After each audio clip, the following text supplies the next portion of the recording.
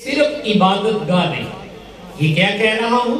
صرف عبادت کے لیے نہیں ہے کہ بھئی 5 ویلے نماز آگے پڑھ لیا کرو. نہیں، 5 وقت نماز بھی آپ نے پڑھنی ہے. اس مسجد میں 3 کام کیے جانے چاہیے.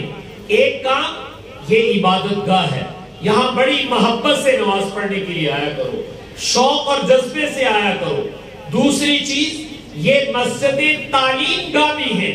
جب میں اور آپ کوئی مسلمان مسجد میں آئے تو صرف نماز پڑھ کے نہ چلا جائے، بلکہ یہاں آنے کے بعد وہ اپنے نبی پاک کا علم بھی لے کر. اور تیسری چیز، جب کوئی مسلمان یہاں مسجد میں آئے وہ عبادت بھی کرے، علم بھی سیکھے. اور تیسری چیز جس کو آپ تربیت کہتے ہیں، تربیت کا معنی یہ ہے کہ یہاں آنے کے بعد میری اور آپ کی عادتیں بدلنے، میرے اور آپ کے اخلاق اچھے ہونے لگے. یہ کام بھی مسجد میں ہونا چاہیے. آج بڑی معذرت سے کہہ رہا ہوں کہ ہم نے اپنی مسجدوں کو عبادت گاہ تو بنایا، تعلیم گاہ اور تربیت گاہ نہیں بنایا. اس لیے نماز پڑھتے ہیں، جوتا اٹھاتے ہیں اور بھاگ جاتے ہیں. نہ علم کی بات، نہ تربیت کی بات. چلو میں اس نیت کا فرق آپ کو سمجھا دیتا ہوں. دیکھیں، یہ آپ کی مسجد ہے اور آپ کے قاری صاحب مولانا یہاں نماز پڑھاتے ہیں، اذان بھی ہوتی ہے. اگر قاری صاحب یہ اعلان کر دیں کہ بھئی آج فجر کی نماز نہیں ہوگی، آج کیا نہیں ہوگا؟ فجر کی نماز کی چھٹی ہے. بھئی تسی تھک گئے ہو، آج فجر کی چھٹی ہے، اذان بھی نہیں ہوگی، نماز بھی نہیں ہوگی. اگر یہ قاری صاحب سپیکر میں اعلان کر دے تو آپ کا پورا یہ علاقہ جو اکٹھا ہو جائے گا کہ نہیں ہو جائے گا؟ جڑے نماز نہیں بھی پڑھ دینا وہ بھی ڈانگا لے کے آ جائیں گے کہ قاری صاحب تم نے یہ کیا اعلان کیا ہے کہ آج فجر کی نماز کی چھٹی ہے، آج فجر کی اذان بھی نہیں ہوگی، تم کیسے قاری صاحب ہو؟ تم نے یہ کیوں اعلان کیا ہے؟ تو میں نے کہا سارے گاؤں والے، علاقے والے اکٹھے ہو جائیں گے.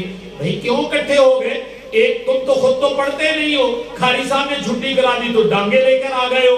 تو وہ کہیں گے نہیں صاحب، یہ جو مسجد بنائی ہے یہ 5 وقت نماز کے لیے بنائی ہے. اسی پڑھیے نہ پڑھیے لیکن 5 وقت اذان ہونی چاہیے، جماعت ہونی چاہیے، چھٹی نہیں ہو سکتی نماز کی. تو میں نے کہا ایک دن فجر کی نماز کی چھٹی کا اعلان کرو تو سارے مسلمان غصے سے بھر جاتے ہیں، اس لیے کہ ہم نے اس کو عبادت گاہ سمجھا ہے. یہ عبادت گاہ ہے، عبادت کی چھٹی ہو ہم سب ناراض ہو جائیں.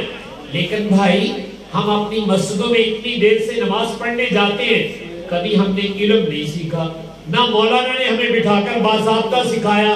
تو اس پہ آپ نے کوئی ڈنڈے نکالے کہ مولانا آپ نے ہمیں پڑھایا کیوں نہیں، آپ نے ہمیں سکھایا کیوں نہیں؟ یہ اس لیے آپ ناراض نہیں ہوئے کہ آپ نے مسجد بناتے وقت یہ نیت ہی نہیں کی تھی کہ یہ علم گاہ بھی بنا. اگر آپ نے اس کو تعلیم گاہ بھی بنایا ہوتا تو جیسے 5 وقت اذان اور نماز میں کمی آئے تو آپ برداشت نہیں کرتے، اگر یہاں تعلیم میں کمی آئے، میں اور میرے بچوں کو علم نہ ملے تو یہ کمی بھی آپ کو برداشت نہیں کرنی چاہیے، بشرطے کہ آپ کی نیت ہو کہ ہم نے اس کو تعلیم گاہ بھی بنایا. تو میں عرض یہ کر رہا ہوں کہ ہم اپنی مسجدوں میں صرف نماز پڑھنے بھائی آؤ گے کہ علم بھی سیکھنے کے لیے آؤ گے؟ علم بھی سیکھو. اور تیسری چیز جس کو میں نے تربیت کہا ہے کہ یہاں آنے کے بعد ہر نمازی کی طبیعت بدلنی چاہیے، اس کی عادتیں بدلنی چاہیے. آپ لوگوں نے ایک نام سن رکھا ہے سیدنا عمر فاروق رضی اللہ تعالیٰ عنہ. اللہ نے بہت اونچا مقام عطا فرمایا تھا. مسجد نبوی میں تھے تو آپ نے ایک مسافر کو دیکھا تو آپ نے اس کو بلایا، بھائی کہاں سے آئے ہو؟ خیر خیریت پوچھی. مسافر کی خیر خیریت پوچھنی چاہیے. تو آپ نے پوچھا کہاں سے آئے؟ تو اس نے اپنے علاقے کا نام بتایا کہ فلاں جگہ سے. تو حضرت عمر رضی اللہ تعالیٰ عنہ نے اس سے ایک سوال کیا. اب ذرا آپ سوال کو سنیے، اس سے پتا چل جائے گا کہ مسلمان بادشاہ اور حکمران وہ کس طرح کے سوال کیا کرتے تھے.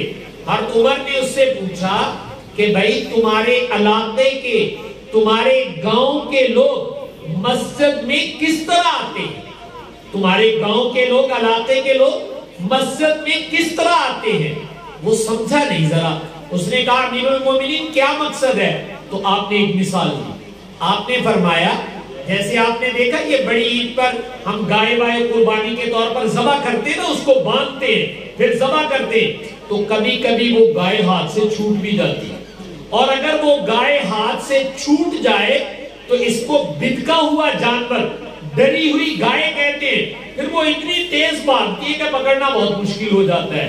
تو آپ نے نام لے کر کہا کہ تمہارے علاقے کے لوگ کہیں مسجد میں اس طرح تو نہیں آتے جیسے ڈرا ہوا بدکا ہوا جانور ہوتا ہے کہ باغے باغے آئے، نماز پڑھی، سلام دے رہا اور جوتی اٹھائی اور بھاگ دیے کہ کہیں مولانا پکڑ نہ لے، کہیں جماعت والے پکڑ نہ لے، کہیں کوئی اور پکڑ کے نہ بیٹھ جائے، ایسے تو نہیں بھاگ جاتے۔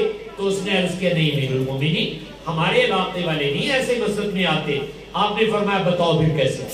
تو انہوں نے بتایا کہ ہمارے گاؤں کے لوگ، ہمارے علاقے کے لوگ مسجد میں آتے ہیں، اطمینان سے نماز پڑھتے، تسلی نہ نماز پڑھی بھی ہوئی پیچھوں نہیں لائی نہ ہوتا، تو تسلی سے نماز پڑھتے ہیں۔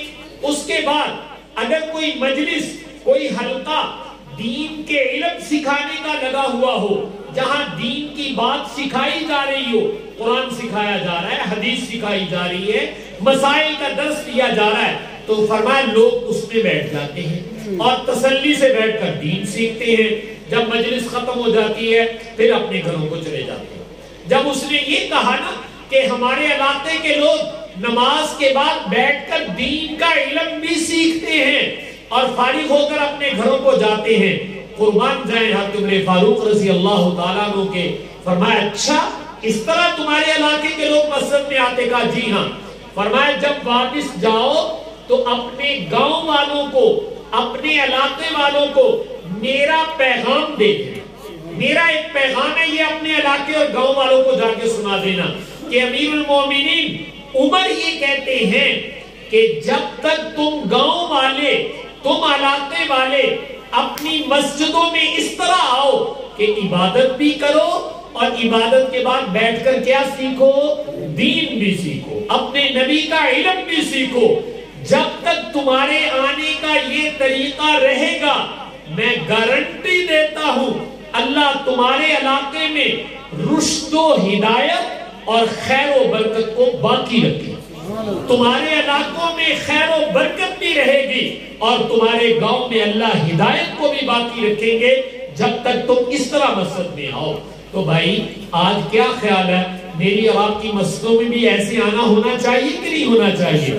اگر ہم آئیں، عبادت بھی کریں اور دین بھی، میں نے کہا 1 منٹ دے دو، 5 منٹ دے دو، زیادہ نہیں ہم آپ سے مانگ رہے، اگر آنے کا طریقہ یہ ہو گیا تو یہ گارنٹی حضرت امیر المومنین نے صرف اس علاقے کو نہیں دی، یہ میرے اور آپ کے لیے بھی ہے کہ اگر ہم چاہتے ہیں اللہ ہمارے علاقوں میں خیر و برکت اور رشد و ہدایت کو باقی رکھے تو اس کا طریقہ یہ کہ نماز کے بعد کیا سیکھا کرو؟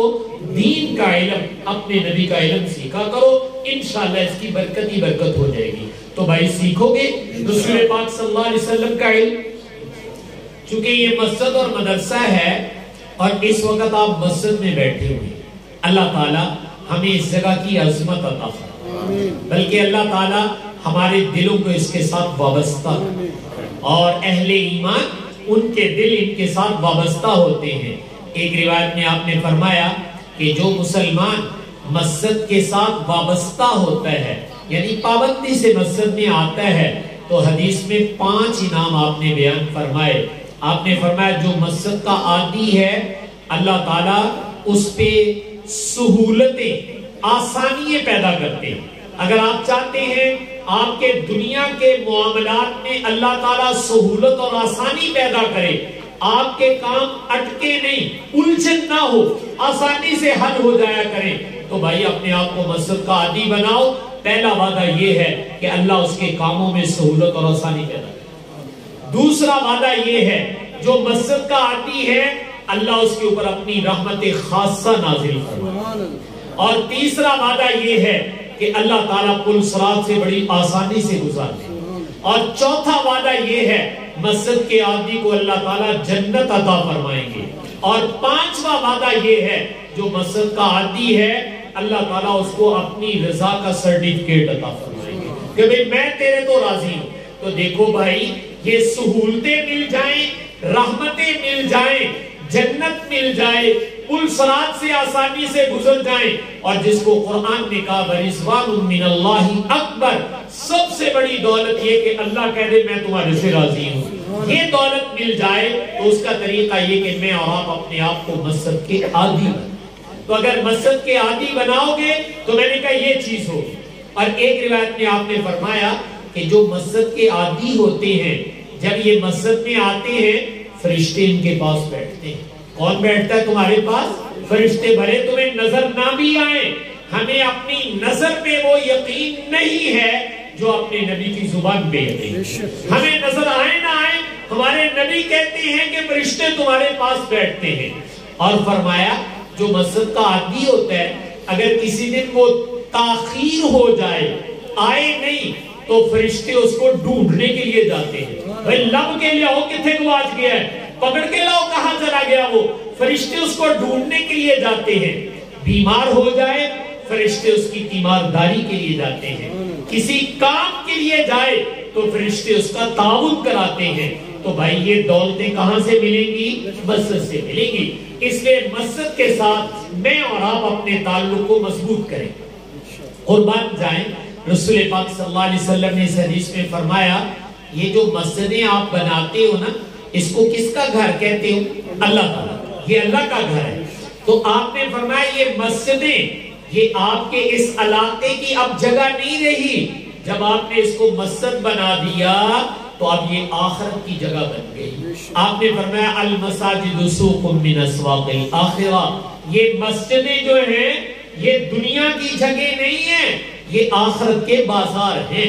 जैसे दुनिया के बाजार से दुनिया का सौदा मिलता है, तो यहां से कहां का सौदा मिलेगा भाई? आखिरत का। चूंकि ये आखिरत का बाजार है और चूंकि इसको हम अल्लाह का घर कहते हैं, तो आप सल्लल्लाहु अलैहि वसल्लम ने कमाल दर्जे की बात फरमाई। आपने फरमाया मन दखलहा कान ज़ैफन लिल्लाह, जो आदमी मस्जिद में आया, जैसे इस वक्त मैं और आप मस्जिद में बैठे हुए, तो अल्लाह के नबी कहते हैं तुम अपना घर छोड़ के आए हो ना भाई, अपने अपने घर में तो नहीं बैठे हुए। किसके घर में बैठे हुए हो? अल्लाह ताला के। तो भाई जिसके घर में बैठे हुए हो वो घर वाला मेजबान और बाहर से आने वाला मेहमान बन जाया करता है।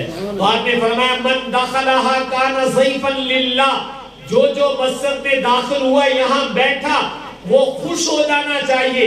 इस वक्त मैं और आप किसके मेहमान हैं? अल्लाह ताला के मेहमान। और अल्लाह ताला हमारे क्या है? मेजबान। हम उनके घर आए हुए ना, तो जब उनके घर आए हैं तज़ीम परौने थे मेहमान, वो मेजबान बन गया। तो आपने फरमाया मन दखलहा कान ज़ैफन लिल्लाह, जो मस्जिद में आता है वो अल्लाह का मेहमान बन जाता है।